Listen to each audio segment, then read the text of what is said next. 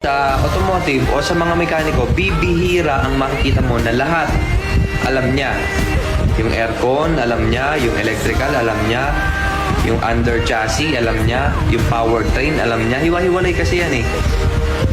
Bibihira ang automotive na makikita mo o bibihira ang mekaniko na makikita mo na magaling sa lahat. Kaya mas maganda na since automotive student na magsisimula ka, alamin mo lahat. Huwag kang papayag na hindi mo alam. Dapat naiintindihan mo lahat. Dapat may alam ka sa aircon, sa electrical, sa under chassis. Hindi ka man magaling, pero dapat alam mo. Automotive student doesn't mean na magiging mekaniko ka lang or magiging ganito ka lang. Hindi nila lang yan, guys. Ang pagiging automotive, napakaraming opportunities. Kung gusto mo magmekaniko, then go. Stay for being mekaniko. Takes a lot of time bago maging magaling na mekaniko, kaya learn from experts. Okay na mag-excel ka sa sarili mo, pero still learn from experts